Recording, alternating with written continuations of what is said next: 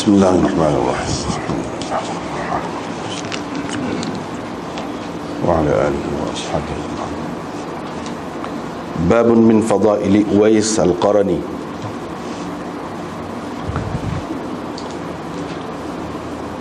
Bab antara kelebihan Uwais al-Qarani radhiyallahu anhu.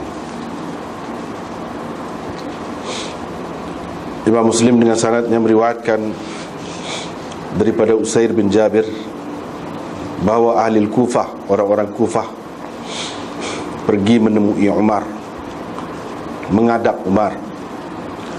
Di kalangan mereka ada seorang lelaki yang menjadi bahan ketawa orang ramai.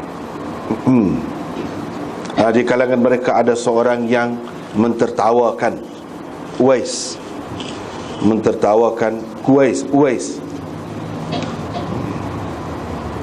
Faqala Umar pun bertanya, adakah sesiapa di sini orang Qaraniyin? Maka datanglah seorang lelaki. Umar pun bertanya dia, sesungguhnya Rasulullah sallallahu alaihi wasallam telah bersabda, akan ada seorang lelaki datang kepadamu dari Yaman. Dia dipanggil Uwais, dikenali dengan Uwais. Dia tidak meninggalkan sesiapa di Yaman selain dari ibunya. Ada tanda putih padanya. Ada tanda putih di tubuhnya, yakni dia kena penyakit baras, penyakit balar. Dia pun berdoa kepada Allah, maka Allah menghilangkan penyakit itu darinya, kecuali sebesar ataupun kadar 1 dinar, sebesar 1 dinar ataupun dirham. Mana tinggal kecil lah sikit. Sesiapa yang menemuinya dari kalangan kamu, hendaklah dia meminta supaya dia tu beristighfar untuk kamu. Imam Muslim dengan sanadnya meriwayatkan daripada Umar lagi. Dia berkata, saya telah mendengar Rasulullah sallallahu alaihi wasallam bersabda, sesungguhnya sebaik-baik tabi'in ialah seorang lelaki yang dipanggil Uwais. Dia ada ibu dan di tubuhnya ada putih, ada tanda putih kerana penyakit balar. Famuruhu, suruhlah dia, biar dia beristighfar untuk kamu. Dengan sanadnya Imam Muslim meriwayatkan daripada Usair bin Jabir lagi. Katanya Umar bin Al-Khattab bila datang kepadanya pasukan sokongan ataupun bantuan dari kalangan ahli Yaman, pasukan tentera lah, pasukan tentera bantuan, itu mana amdad, tentera bantuan dari Yaman, dia akan bertanya mereka, adakah di kalangan kamu Uwais bin Amir? Sehinggalah beliau menemui Uwais. Dia pun bertanya, ini Umar bertanya, engkau Uwais bin Amir? Jawab Uwais, ya. Dia bertanya lagi, dari Murad, yakni puak-puak Murad, kemudian dari Qaran, dari puak-puak Murad, kemudian dari Qaran. Qaran itu nama tempat lah. Dia pun kata, ya. Qala, Umar bertanya lagi, dulu kau ada baras, yakni ada penyakit balar, lepas tu kau sembuh, kecuali tinggal kadar 1 dirham. Dia menjawab, ya. Qala, Umar bertanya lagi, kau ada ibu? Ada mak? Dia kata, ya. Umar pun berkata, saya telah mendengar Rasulullah sallallahu alaihi wasallam bersabda, akan datang kepada kamu Uwais bin Amir bersama-sama dengan pasukan tentera bantuan dari kalangan ahli Yaman. dari puak Murad, kemudian dari Qaran, dari puak Murad, dan dari penduduk Qaran. Dia menderita penyakit baras. Lepas itu dia sembuh dari penyakit itu, kecuali tinggal kadar 1 dirham. Dia ada ibu yang mana dia sangat setia kepadanya, sangat baik dengannya. Kalau dia bersumpah atas nama Allah, nescaya Allah akan menyempurnakan sumpahnya. Yani Allah akan menjadikan apa yang dikatanya. Fa in istata'ta, kalau engkau dapat, minta dia supaya meminta ampun untukmu, maka lakukanlah. Fastaghfir li, engkau minta ampunlah untuk aku, kata Umar. Fastaghfara lahu, dia pun minta ampunlah untuk Umar. Kemudian Umar berkata kepadanya, kamu nak pergi ke mana? Dia kata, ke Kufah. Umar berkata, nakkah saya tuliskan surat kepada gubernurnya untuk dia memberi perhatian ataupun memberi sesuatu kepadamu? Dia menjawab, aku berada di kalangan orang ramai, orang-orang biasa atau orang-orang bawahan, lebih lagi aku suka. Qala, kata perawi, pada tahun berikutnya ada seorang lelaki di kalangan bangsawan mereka pergi mengerjakan haji. Dia bertemu dengan Umar. Umar pun tanya dialah tentang Uwais. Orang itu kata, saya meninggalkannya dalam keadaan rumahnya tidak terurus dan tak ada barang apa pun di atas rumah dia. Sedikit sangat barang di atas rumah dia tu, maknanya susahlah, dalam keadaan susah.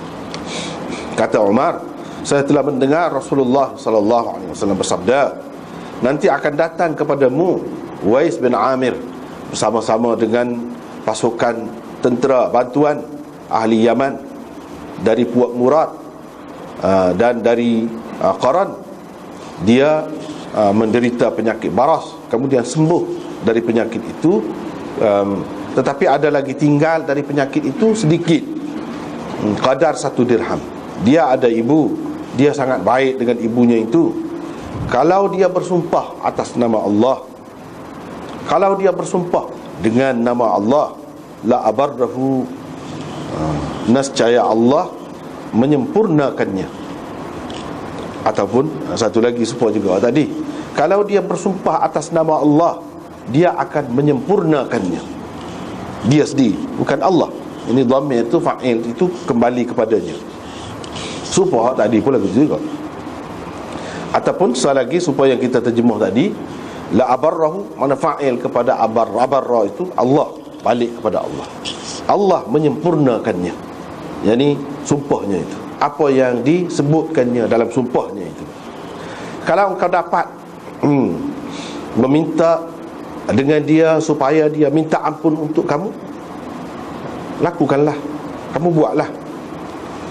Fa'ata Uwaisan, lepas tu orang tu pun balik. Bila balik mengerjakan haji tu, pergi berjumpa dengan Uwais. Faqala, dia pun kata, kamu minta ampunlah untuk saya.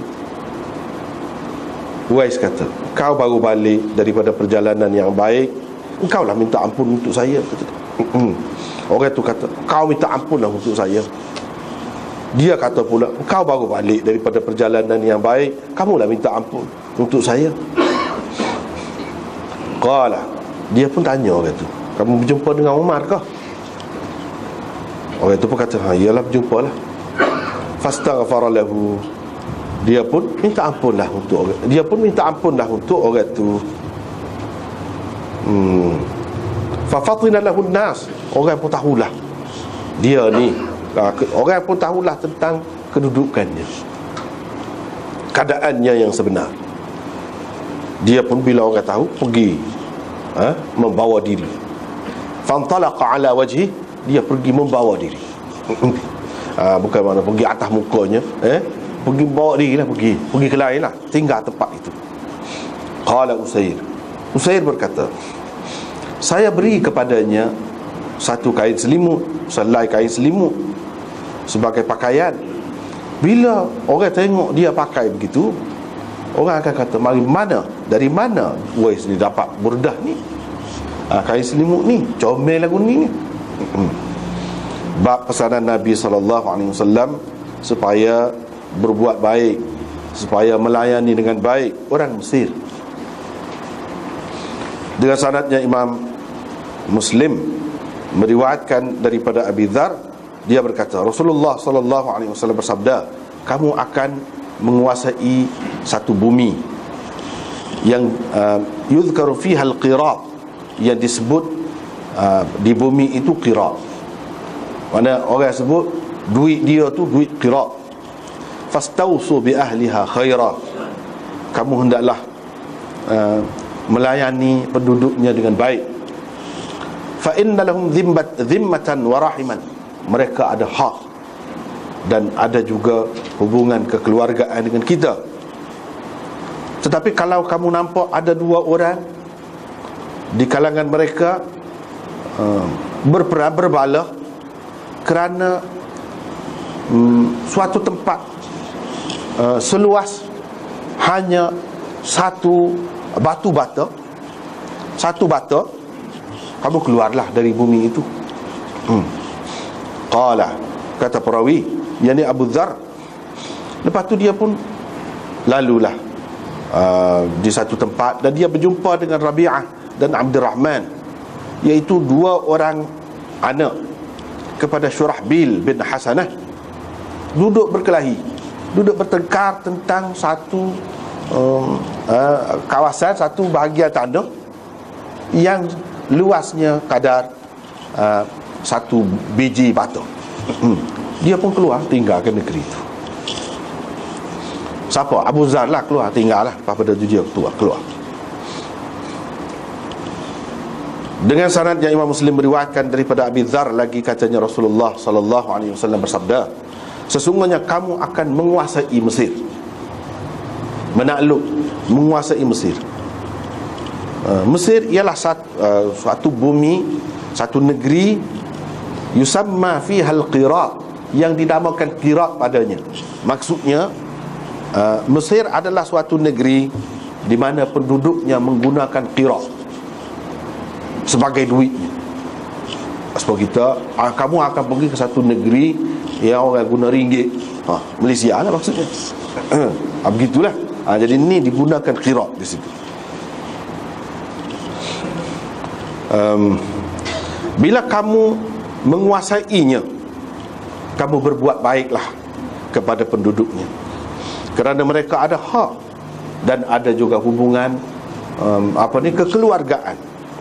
Atau kata baginda, zimmatan wa sihran, tadi rahiman. Ini di tempat rahiman itu sihran, ni syak perawi.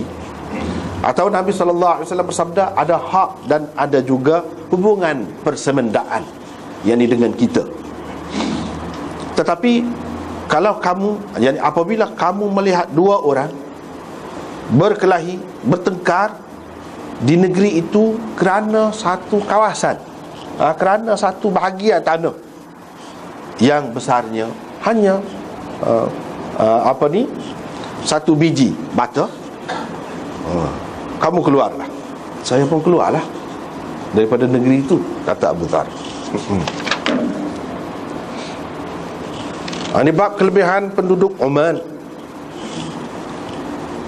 Penduduk orang Oman, dengan sanadnya Imam Muslim meriwayatkan daripada Abu Barzah, dia berkata, Rasulullah SAW pernah menghantar seorang lelaki ke salah satu kabilah ataupun kampung daripada perkampungan orang-orang Arab di sana, di satu tempat.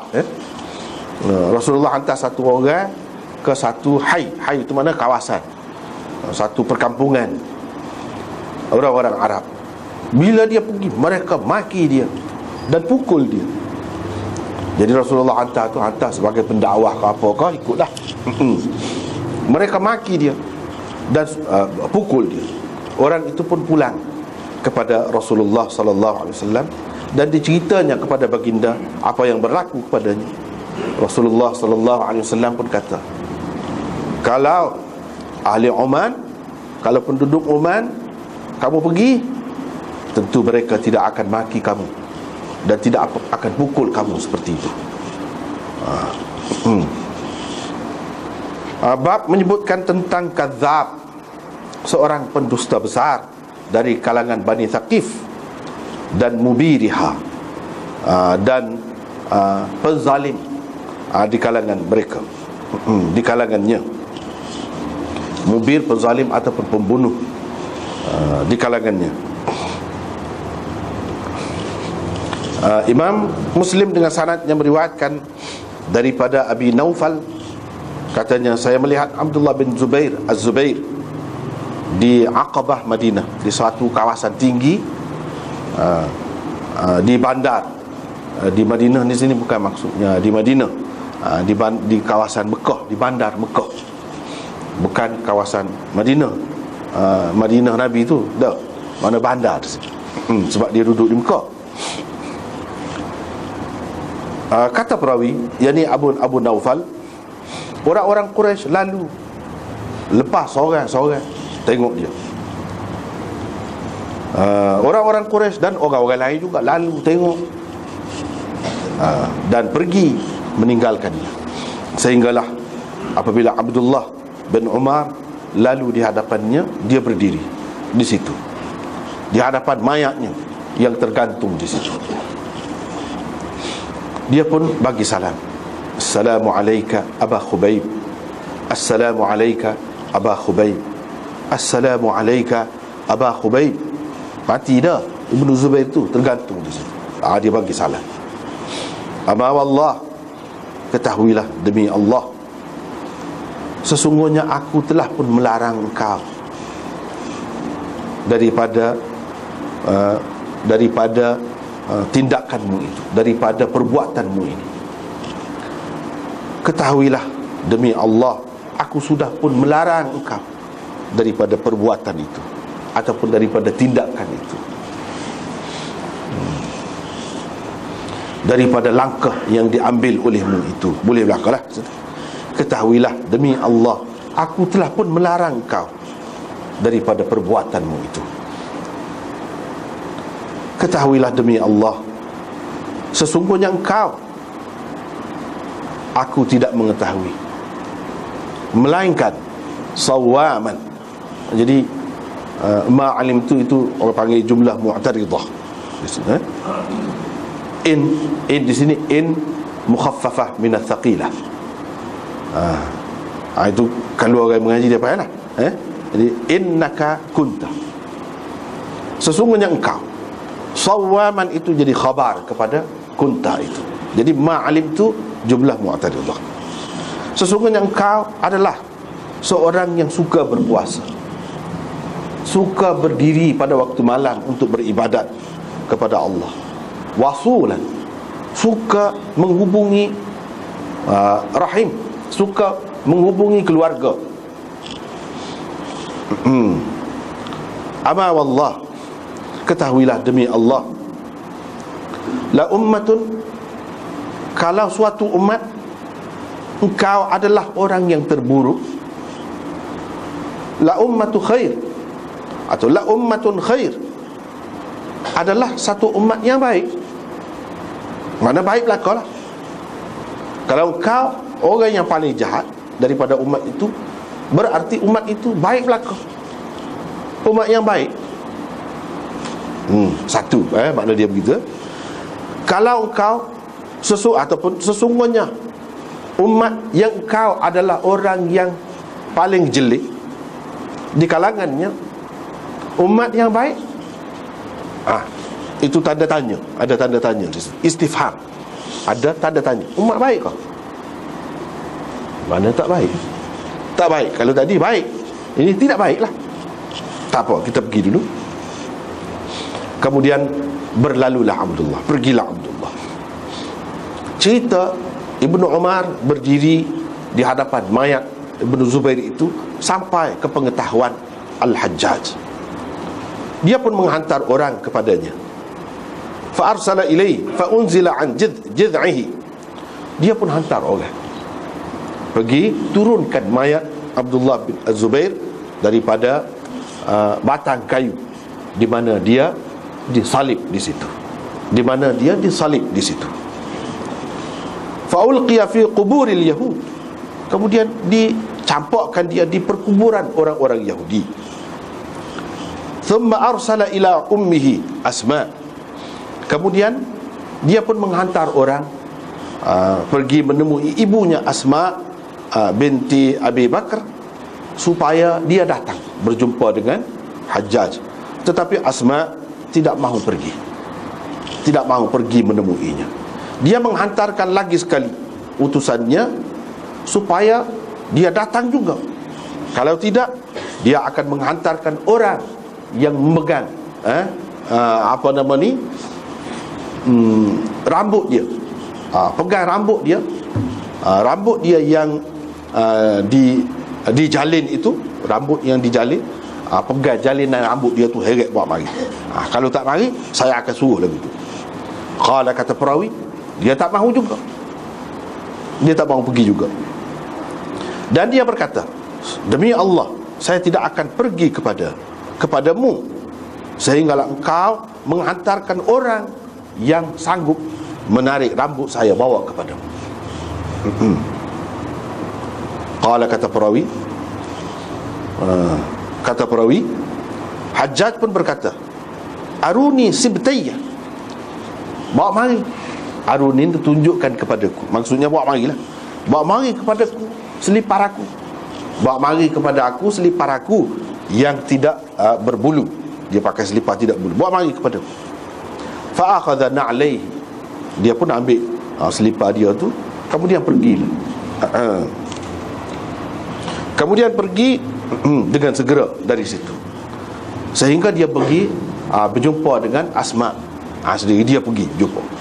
Dah Asma tak semari, dia pergi. Dia pun kata, apa pendapatmu? Apa kamu kata tentang apa yang saya telah buat terhadap musuh Allah ini? Apa kamu nak kata? Kata Asma, saya berpendapat engkau telah merosakkan dunianya dan merosakkan akhiratmu kerananya. Itu pendapat saya. Kamu telah merosakkan dunianya dan telah merosakkan juga akhiratmu kerananya. Balagani, saya mendapat tahu, kata Hajjaj, balagani annaka taqulu lahu. Ini kata siapa? Asma. Saya mendapat tahu bahawa engkau berkata kepadanya, kepada Ibnu Zubair itu, engkau panggil dia ataupun engkau kata, ya bna dhatin nitaqain, ana wallah dhatun nitaqain. Engkau panggil dia, wahai anak perempuan yang mempunyai dua pending ataupun ikat pinggang. Saya lah, demi Allah, perempuan yang mempunyai dua ikat pinggang itu. Saya, salah satu daripadanya saya gunakan untuk angkat makanan Rasulullah sallallahu alaihi wasallam dan makanan Abu Bakar daripada kenderaan. Dan yang satu lagi, faditaqul mar'ah, iaitu pending ataupun ikat pinggang yang digunakan oleh perempuan, yang mesti digunakan oleh seseorang perempuan. Itulah. Ketahuilah sesungguhnya Rasulullah sallallahu alaihi wasallam telah menceritakan kepada kami bahawa akan ada di kalangan Bani Thaqif seorang pendusta besar dan seorang pezalim. Pendusta besar itu telah pun kami lihat. Adapun mubir, orang yang zalim itu, saya rasa tidak ada orang lain melainkan engkau lah. Qala, kata perawi, Hajjaj pun bangun meninggalkannya. Mendengar kata-kata Asma itu, Hajjaj pun bangun meninggalkannya tanpa berbahas lagi, tanpa bersoal jawab lagi dengannya. Bab kelebihan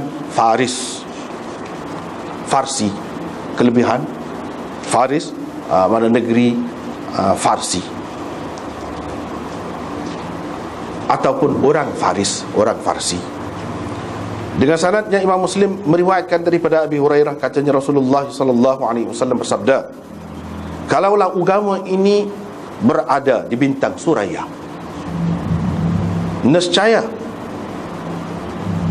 seorang daripada puak-puak Farsi akan mengambilnya dari sana. Atau kata baginda, salah seorang daripada anak-anak negeri Farsi akan mengambilnya. Dengan sanad satu lagi, Imam Muslim meriwayatkan daripada Abi Hurairah, katanya, kami pernah duduk dekat Nabi SAW. Tiba-tiba turun surah Al-Jumu'ah kepadanya. Bila Nabi SAW membaca ayat wa akharina minhum lamma yalhaqu bihim, satu golongan yang lain dari kalangan mereka belum lagi datang mereka itu, belum lagi tiba masa kedatangan mereka. Qala rajulun, qala Nabi sallallahu alaihi wasallam, ana qala rajulun min haula, qala rajulun man haula, gitu. Satu orang, salah satu orang yang ada di situ tanya, siapa mereka itu? Wa akharina minhum. Satu lagi golongan yang lain yang belum lagi datang, siapa mereka itu wahai Rasulullah? Nabi SAW tidak menjawab soalannya itu, sehingga dia bertanya Nabi sekali atau dua kali atau tiga kali. Syak perawi itu, jadi beberapa kali lah dia tanya.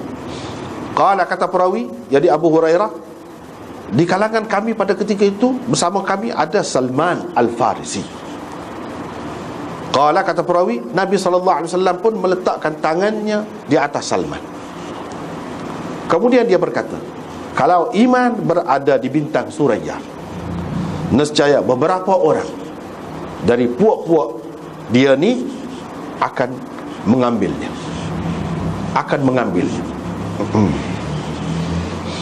Bab qawlihi sallallahu alaihi wasallam, an-nas ka'ibil mi'ah, ka'ibilin mi'ah, atau ka'ibili mi'ah, la tajidu fiha rahilah.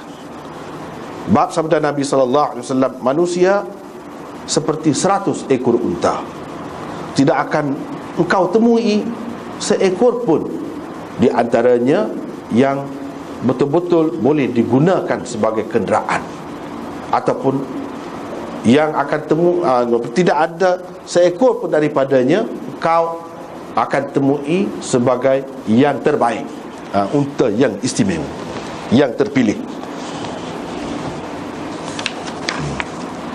Imam Muslim dengan sanad yang meriwayatkan daripada Ibnu Umar, katanya Rasulullah sallallahu alaihi wasallam bersabda, engkau akan menemui manusia, engkau akan mendapati manusia seperti 100 ekor unta. Seseorang tidak akan menemui di antara unta-unta itu seekor pun yang betul-betul istimewa, yang betul-betul istimewa, yang betul-betul boleh digunakan sebagai kenderaan, sebagai kenderaan yang boleh dimuat ataupun dinaiki orang, boleh dimuat barang ataupun dinaiki orang. Tak apalah, kita balik semula.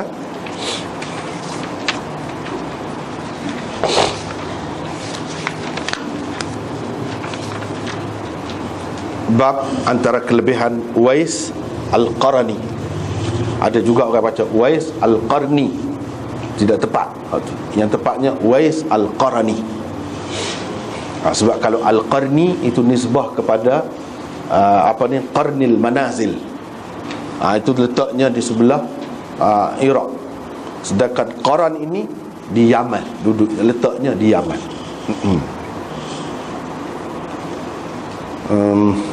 Tak apalah. Ini kalau dalam kitab Sunan Sittah hanya ada dalam Muslim sahaja riwayat ni. Riwayat ni hanya ada dalam Muslim sahaja. Dan daripada hak ni, kalaulah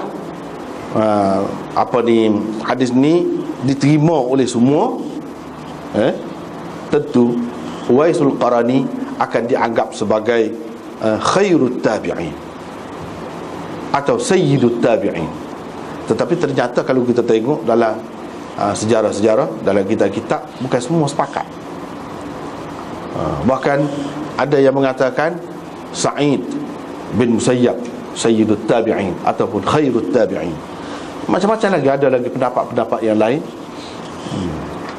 Tetapi setengah ulama berdasarkan hadis ni, dia kata Uwais lah sepatutnya sayyidut tabi'in, sebab Nabi kata sendiri khairut tabi'in. Apa lagi kita nak bahasnya?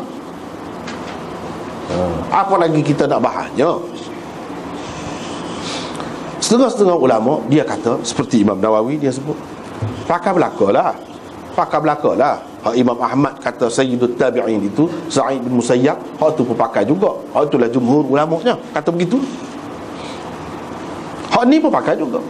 Cuma hak Imam Ahmad dan jumhur ulama terima tu Sa'id sebagai sayyidut tabi'in, mana hak paling istimewa, paling utama di kalangan mereka fil ulum syar'iyyah, dalam ilmu syariat seperti tafsir, hadis, fiqh dan lain-lain.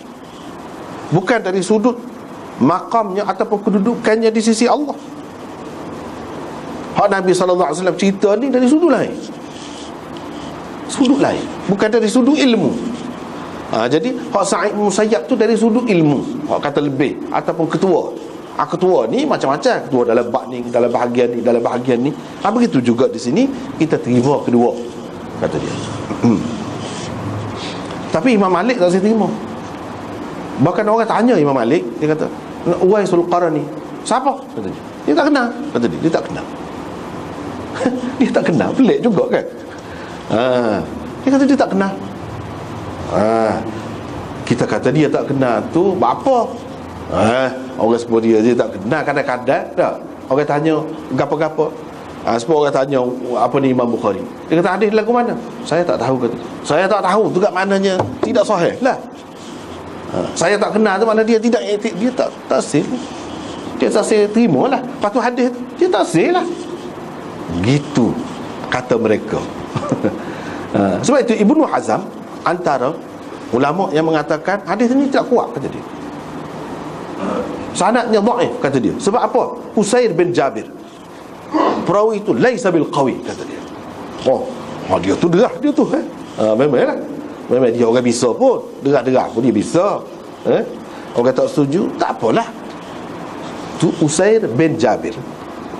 Usair bin Jabir di sini disebutkan Usair bin Amr. Ada juga yang sebutkan Yusr. Dalam tak apa, gitulah dia sebut. Setengah-setengah ulama menyebutkan tentang dia ni khilaf, sama ada ni sahabat ke atau tidak. Tetapi kebanyakan ulama mengatakan dia ni tidak sahabat, mana di kalangan tabi'in. Inilah perawi yang dipertikaikan oleh Ibnu Hazm. Tapi kalau kita tengok dalam kitab Sunan Sittah tu tak ada riwayat ni, kecuali diriwayatkan oleh Muslim. Mungkin juga tak apalah. Kalau ada orang yang terima ada, dan ini tidak dhaif. Cuma perawi yang dipertikaikan, segelintir yang pertikaikan seperti Ibnu Hazm, kalau kita terima pun tidak jadi masalah, tak ada apa. Bahkan ia termasuk dalam mukjizat Nabi SAW. Dia cerita seorang yang dia tidak pernah jumpa. Cuma yang ulama-ulama tak terima tu, kata dia, bapa dia ada di zaman Nabi, dia rajin pergi Mekah, pergi sana. Bapa dia tak pergi jumpa dengan Nabi SAW.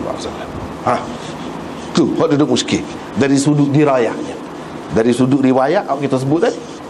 Jadi sudut dirayahnya apa dia tak pergi. Kau nak jadi sebuah khadir juga orang kita panggil khadir tu khadir tu tak betul, bukan nama khadir, khadir betul. Kalau lagu tu ada zaman Nabi tapi tak pergi jumpa dengan Nabi, ni pun orang penghulu, orang tasawuf juga ni, dan dengan Nabi pergi sama tapi tak jumpa dengan Nabi sallallahu alaihi wasallam. Hasil tu dia muskil. Orang Islam sungguh, kalau dia tinggi sungguh, dia mesti jumpa dengan Nabi. Atau kan takut Nabi jumpa, Nabi tak orang kat orang. Kita andai kan? Boleh andai. Dah. Nabi tak royak orang. Jadi hak dia kata orang gini-gini ni memang dia kena dah. Patut dia boleh royak pun. Tak pernah sabar. Benda tu tak pernah sabar. Itulah ulama kata. Kalau Jibril tak boleh nak cari, tak apalah. Dia mari berupa orang ni bukan malaikat ni, orang. Kalau dia mari mesti boleh kesan. Orang lain pun pernah tengok juga. Ni tak pernah tengok. Tak pernah tengok. Jadi dia ni tabi'in, tertunda. Menunjukkan kalau orang tu dah hidup di zaman Nabi SAW, tapi dia tidak pernah jumpa dengan Nabi, walaupun dia beriman Islam dah, pada ketika tu dia tidak sabar. Jadi Uwais ni pun tidak sabar. Semua terima tu. Bahawa dia ni tidak sabar sebab dia tidak pernah jumpa. Bapa dia tidak jumpa. Setengah-setengah ulama dia sebut sebabnya dia terlalu taat sangat ke mak dia. Dia tak boleh tinggal mak dia. Dia tak boleh tinggal mak dia. Jadi ada mana jawab pula, kalau tak boleh tinggal, Abu Hurairah tinggal mak dia. Ramai orang lain tinggal. Kalau orang sakit, ramai lagi orang lain sakit pun tinggal. Ni jumpa dengan Nabi ni lebih penting lagi. Kalaulah kelebihan tu semata-mata kerana hak tu, bermakna orang-orang lain pun akan pilih cara tu lah juga. Adakah Nabi cerita seseorang tu barulah dia terkecuali daripada berhijrah pergi jumpa dengan dia tu tak lebih juga kalau dia duduk nak berkhidmat kepada mak dia? Ada sebut lagu tu? Tak ada. Tak ada sebut lagu tu. Jadi macam mana? Kerana tu saja dia lebih. Tak boleh sabar tu kata dia. Mesti kena ada benda lain. Kalau hak tu saja tak ada, kata dia, harga apa dia. Itulah yang dimuskil oleh ulama hadisnya. Tetapi kebanyakan mereka terima dia ni ada. Dan ini satu mukjizat Nabi. Dia kata pernah jumpa dengan Nabi. Tak. Kalau dia berjumpa dengan Nabi jadi sahabat lah. Tak. Jadi Nabi boleh cerita. Ini mukjizat Nabi lah. Mukjizat Nabi. Nak cerita dia tahu ada orang di zaman dia tu tak pergi jumpa dengan dia, tapi sangat istimewa orang tu. Tuhan beritahu kepada dia, tak pelik bagi kita kan. Kalau dia tahu, ya, tak pelik. Tapi nak buat mari alasan tu dia jadi lebih, alasan tu dia tak pergi jumpa dengan Nabi, tak boleh. Tak pernah sabar. Tak boleh terima tu. Ada sendiri tak boleh terima tu. Kalau sebab-sebab lain, ya boleh. Sebab-sebab lain yang kita tak tahu, tak apa, kita terima. Sebab tu jadi dia tak boleh pergi jumpa dengan Nabi tu. Sebab-sebab yang memang munasabah, memang wajar lah. Sebab kalau dalam hadis ni dia sebut tak ada orang lain dah, mak dia saja ada.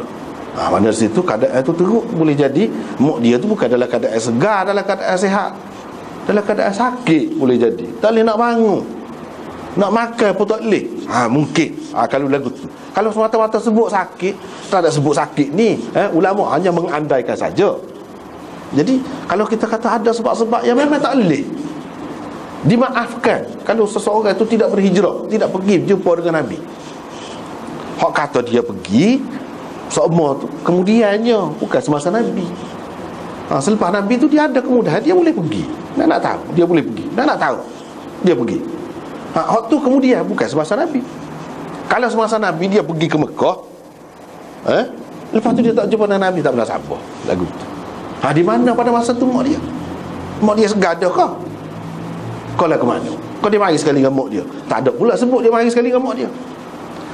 Nak tak nak kita kata hak dia pergi nak tahu tu kemudian selepas pada Nabi SAW wafat.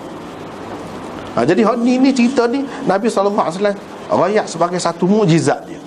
Seperti mana hak lain-lain, hak Nabi cerita tu tidak semesti berlaku di zaman dia atau di zaman tabi'in.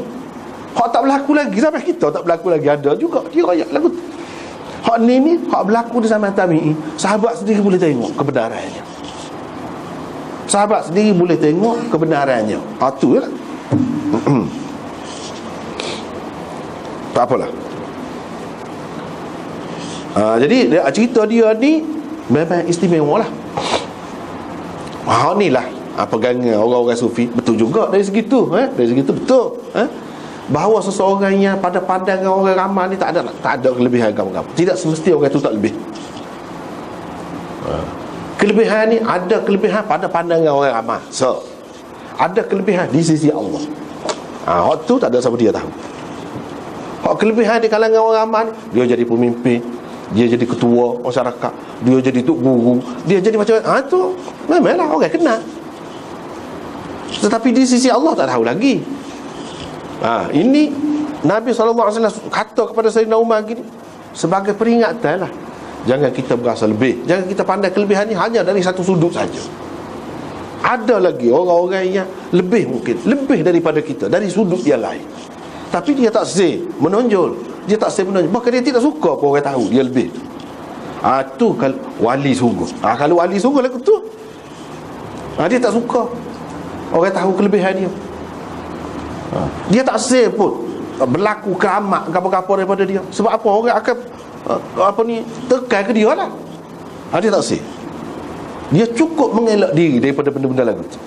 Itu wali sungguh kan lagu tu. Wali sungguh dia tak suka benda-benda lagu tu.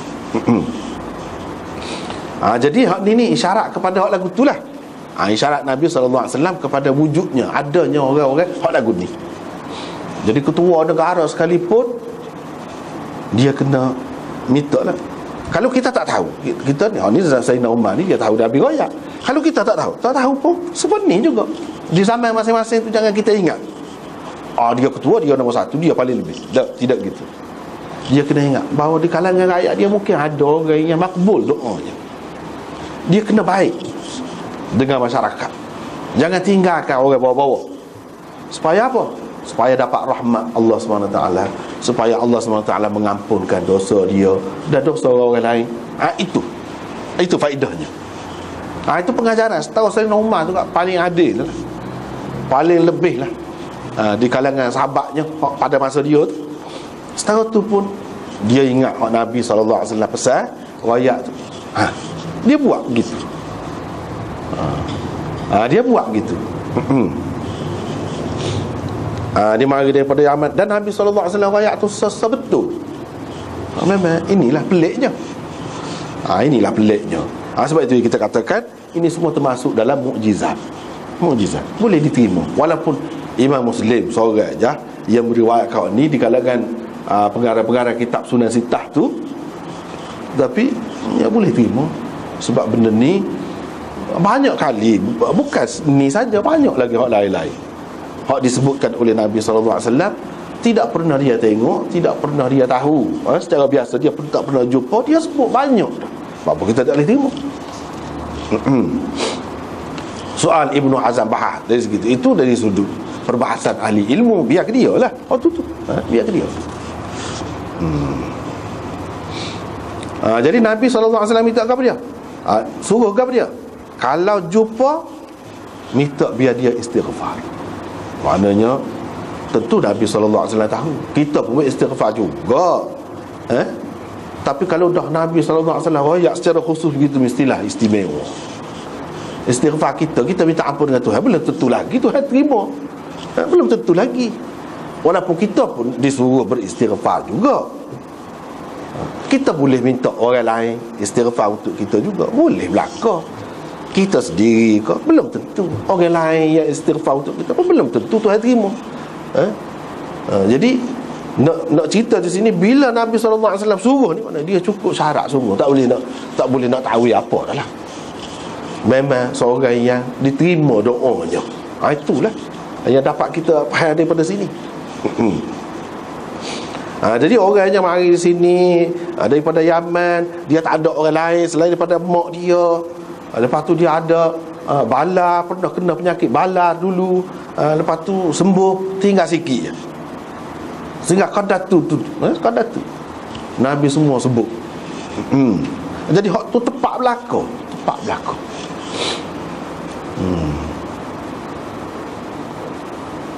Dan secara ringkas, cuma sini riwayat yang ringkas hak ni lah kita kata, kalau dalam Sunan Sittah paling tinggi lah. Kalau dalam riwayat-riwayat lain itu ada lagi sebut, ada lagi sebut Sayyidina Umar nak tengok, misalnya nak tengok bekas tu hak bala tadi, hak tinggal kadar 1 dirham. Dia tunjuk, begitu. Tapi hak dalam Muslim ni sekadar ni saja. Jadi hak dia tanya sos semua betul. Semua betul. Jadi dia ni tidak tetap di satu tempat lah. Kadang pergi sana, kadang pergi sini, gitulah. Di kalangan orang ramai kan, orang sebut, orang tak sebut lah dia ni. Ada orang bahkan buat nganying ke dia lah, mentertawakan dia. Ada lagi ke orang lain. Dalam riwayat yang lain sebut, ada lagi ke orang lain. Tak ada dah. Ada yang kata, ada seorang lagi tu duduk jaga unta tu. Ada lah kata, dia tu. Mana orang tak bilang dia, tak bilang. Siapa setara tu? Saya nak orang kata tak lihat, mari belakang, panggil belakang. Kalau ada seorang pun jangan tinggal seorang, mari belakang. Dia nak tanya, nak kecek. Begitulah keadaannya. Sayyidina Umar nak tahu pergi, nak jumpa dengan satu orang yang disebutkan ni. Adalah riwayat lain, ada sebutlah. Sehingga akhirnya jumpa tu cerita ni lah.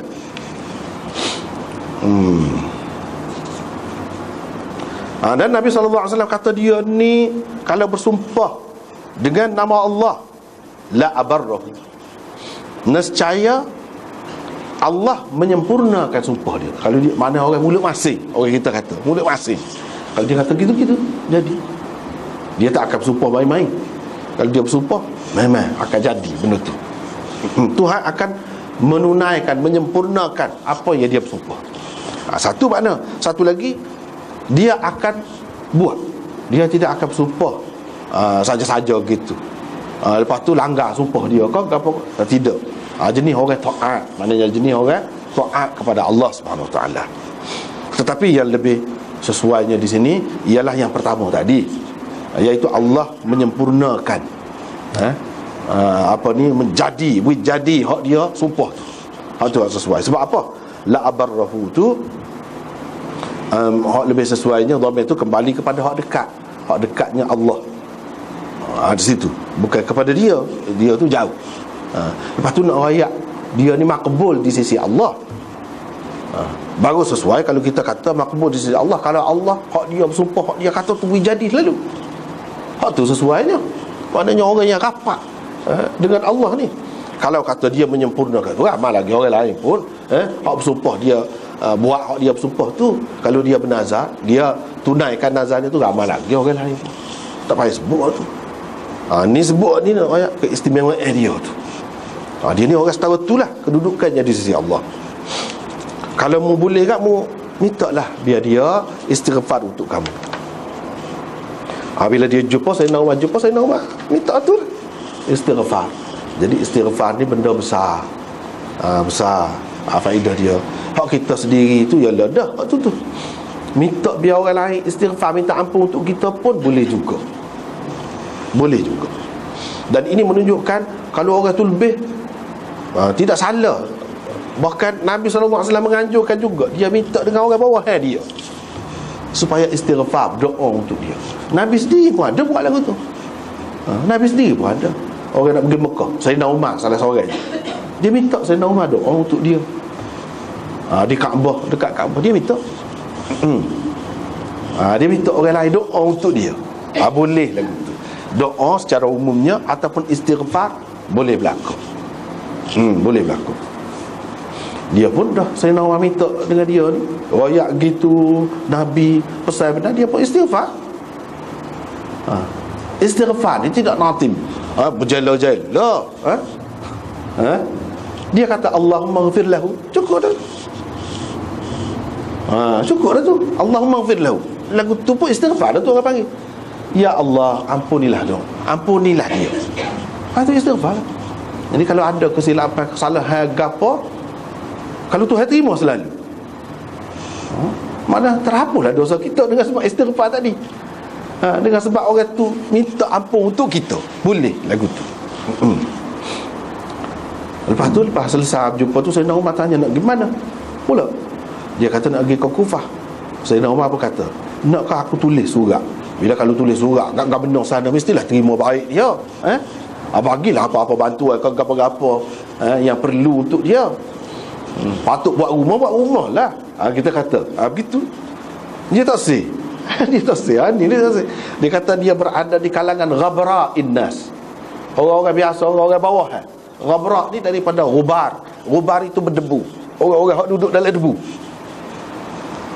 Maknanya orang biasa lah. Kalau orang-orang duduk dalam istana, duduk dalam rumah, siap dengan apa namanya, vacuumnya, dengan airconnya, tak ada debu tu, tak ada debu. Dia nak di kalangan orang-orang yang duduk dalam debu, orang bawah lah. Lebih saya suka lagi. Tak sih dia. Tak sih. Tahun depan pula ada satu orang daripada Kufah pergi. Orang tak kenal lah dia ni. Ada kau orang lagu ni? Ada orang tak kenal. Ada orang yang tahu. Ada dia. Dia rumah dia buruk. Rumah dia buruk. Barang-barang pun tak ada mana dalam rumah dia. Susah lah, orang susah dia. Sebut Sayyidina Umar pun royak, kau kata, dia ni saya dengar Nabi SAW kata gini. Dia sebut lah. Dia sebut, dia tanya tadi tu. Tanya apa ni Uwais tu sendiri. Orang kata bila balik pergi jumpa selalu. Pergi jumpa selalu. Moga dia ada situ. Moga dia ada situ. Kalau lagu ni boleh terima, tidak seperti Khadir tu tak boleh nak tahu mana tempat duduk dia kan. Ni lain. Ada orang boleh jumpa dengan dia, cuma dia lari tu cerita lain lah. Sebab apa dia tidak suka orang lebih dia, orang anggap dia ni seorang yang lebih di sisi Allah, tak sih. Itu orang dunia. Orang dunia orang panggil. Orang nak tahu dia pakak gapo dia, biar orang tahu sebut dia gini-gini. Itu orang dunia. Kalau orang jenis ni tak sih. Dia lari daripada suasana tu. Dia tak sih. Jadi bila orang tu balik pergi jumpa. Pergi jumpa dengan dia pun kata, kamu minta ampun lah untuk saya. Orang tu kata, salah seorang bangsawan tadi. Dia kata, kamu lah minta ampun untuk saya. Kamu baru balik daripada tempat yang suci, tanah suci, kata dia. Kamu baru balik sana, kamu lah minta ampun untuk saya. Berkali-kali gitu depan dia tolak. Supaya orang tolak suruh jadi tu email lah. Begitu. Ni pun begitu juga. Kamu lah minta ampun untuk saya. Kamu lah, kata dia, sebab kamu baru balik, kata dia. Dia tidak berasa dia lebih orang lagu ni. Dia tidak berasa dia lebih. Bahkan dia berasa dia kurang sokmo, bersalah sokmo. Tapi lepas tu dia pun tanya, dia pun perasan kalau dia dijumpa dengan Sayyidina Umar, dia minta, aku minta ampun untuk dia ni. Jumpa dengan Umar, kata dia. Ya, kata dia. Dia pun tahu lalu. Lepas tu orang pun gagal tahu dah. Dia tu pun tahu siapa dia. Sayyidina Umar sendiri gini habis kecoh. Bila dia tahu, orang tahu keadaan dia gitu, dia pun cabut, bawa diri. Itu maksud fantalaqa ala wajhi. Dia pun pergi membawa dirinya ke tempat lain, cari tempat orang tak kenal dia. Begitu. Inilah orang yang sangat istimewa di kalangan tabi'in. Nabi SAW ada sebut juga tentang dia ni. Padahal tidak sahabat ni. Sebelum pada ni duk cerita tentang sahabat. Tak ada seorang yang lain yang disebut ada. Disebut tabi'in seorang ni tak ada. Ada pun dalam Muslim saja. Cukup dah, itu pun tak apa dah.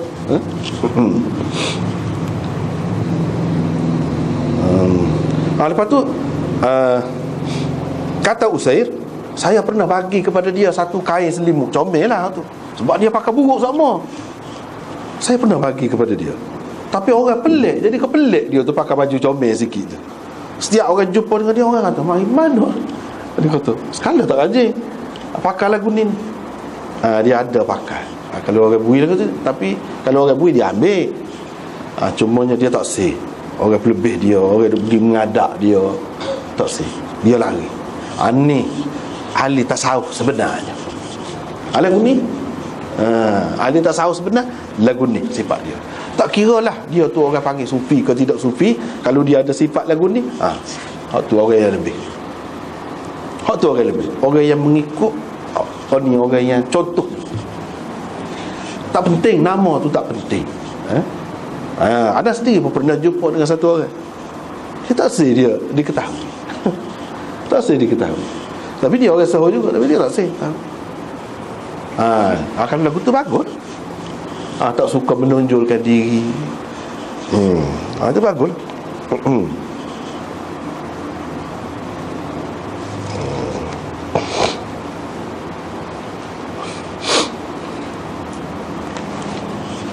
Lepas tu wasiat ataupun pesanan Nabi SAW supaya melayani dengan baik orang Mesir. Orang Mesir lah, Mesir lah ni itulah kau duduk Kucah. Tetapi Nabi SAW ada juga wayak, batas dia, hak dia, molek tu. Secara umumnya ya, secara umum lah. Tetapi dia ada sebut juga di sini berdasarkan riwayat Abu Dzar ni. Hal ni juga sebenarnya ada dalam Muslim saja.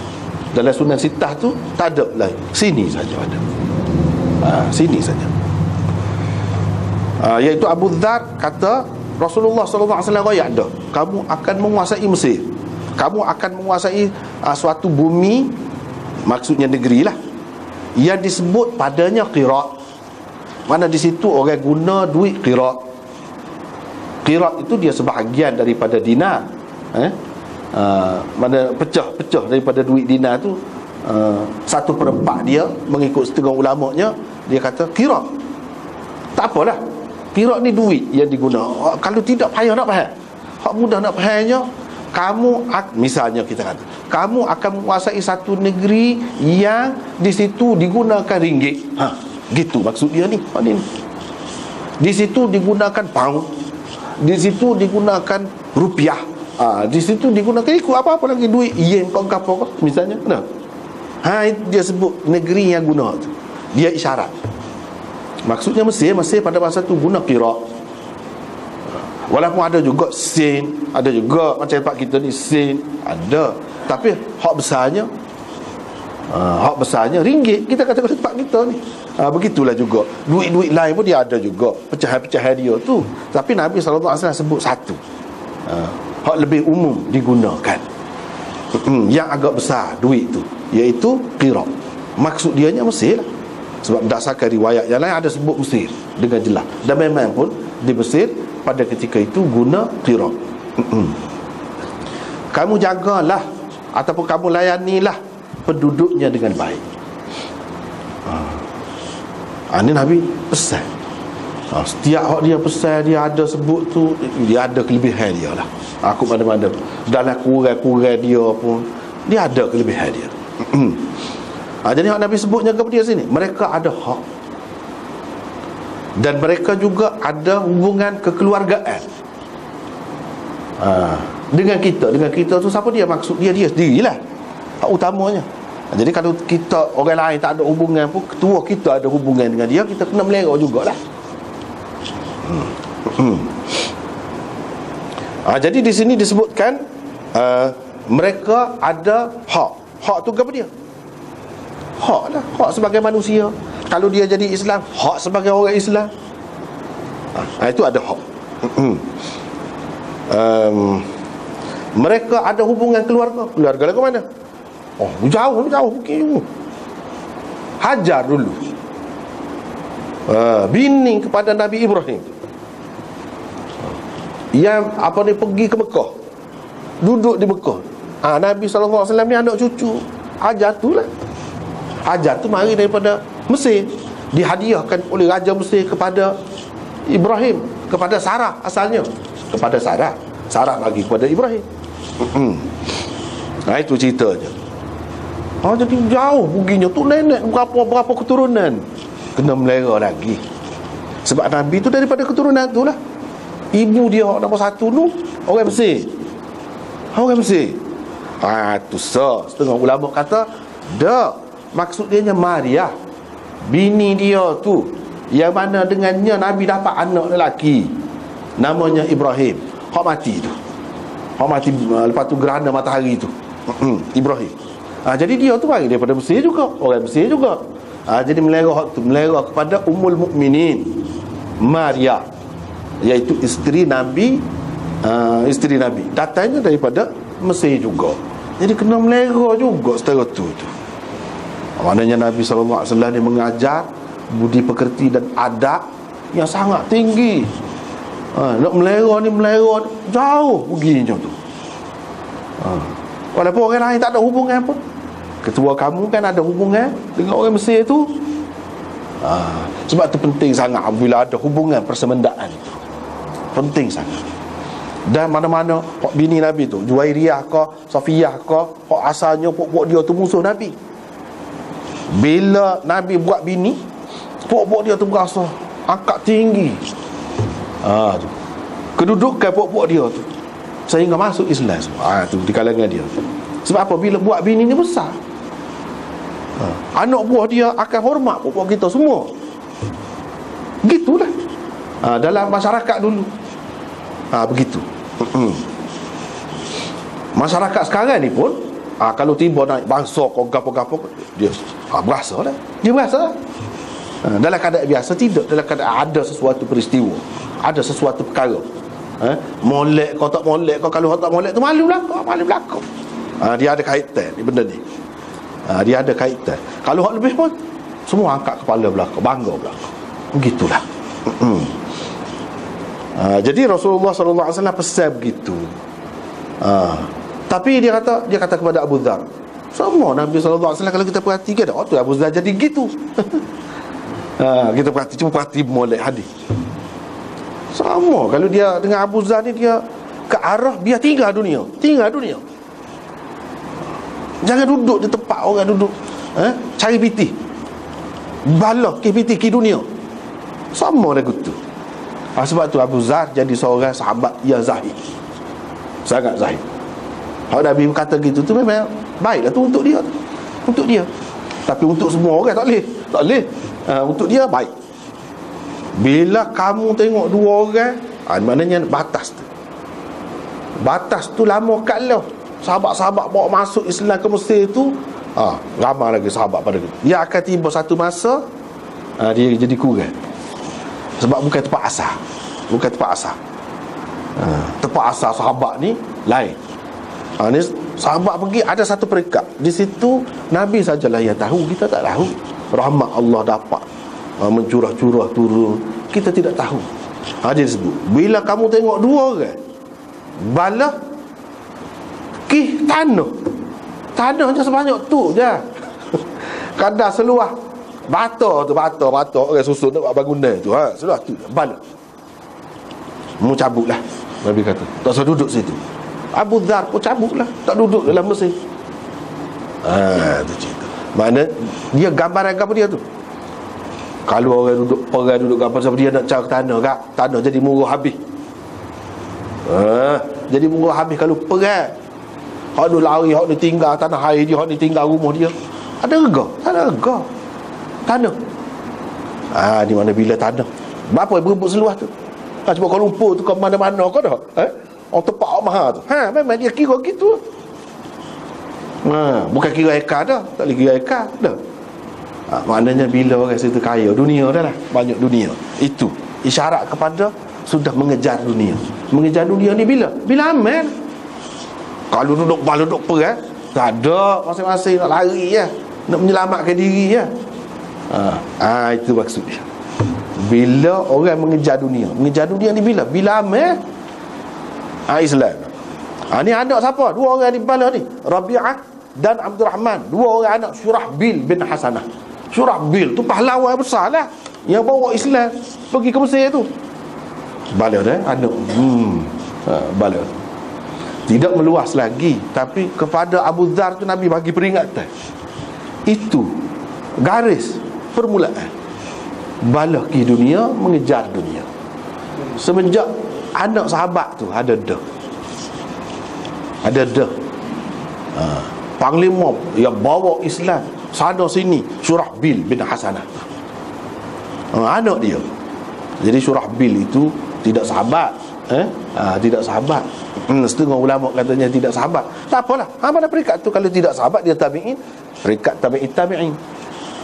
Kalau kita kata setengah-setengah ulama kata sahabat, mana tabi'in, peringkat anak tu sudah aman dah. Sudah jadi mahal dah tanah, berebut dah. Kalau tidak berebut agama dia, kita kata. Jadi Abu Dhar pun larilah. Tetapi Nabi pesan, suruh buat baik. Suruh buat baik kepada orang sana. Jadi buat baik ni pesan lagu mana? Bila nak pergi tu, kita nak pergi tu jangan kira kita sebagai penakluk, sebagai penjajah. Kita pergi bawa rahmat kepada orang, bawa Islam, Jadi biarlah orang berasa kita ni tidak nak berebut apa-apa harta mereka. Layan dengan baik, itu maksudnya. Apa lagi ada pula hubungan tadi. Apa lagi ada pula hubungan tadi. Dia ada hak sebagai manusia. Saja pun ada hak. Dia kena jaga manusia ni. Tidak kata kalau tidak Islam kan tak perlu jaga saja. Hak sebagai manusia.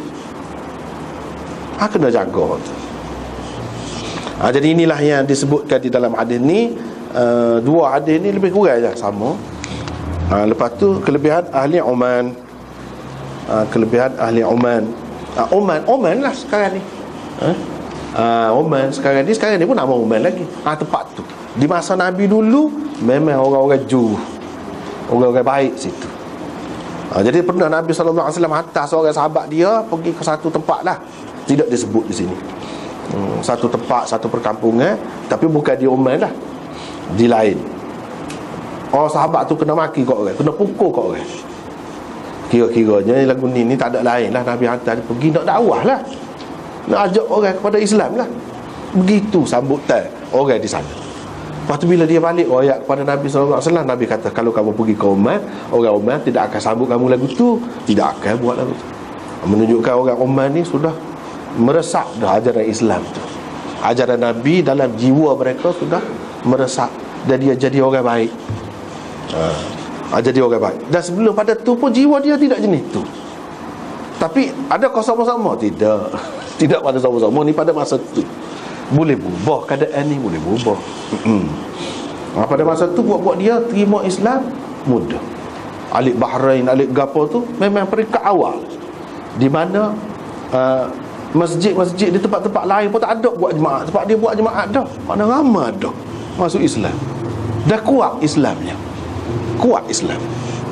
Jadi jemaah yang mula-mula didirikan ialah di Juwasa. Juwasa tu mana? Alik situ, alik tu mana kuat dah. Penerimaan tu baiklah oleh puak-puak sana. Tidak seperti setengah-setengah tempat. Jadi ini secara tidak langsungnya memberi kelebihan lah kepada orang-orang Oman itu. Seterusnya tu tak ada dah. Sekat itulah. Untuk kali ni wallahu a'lam.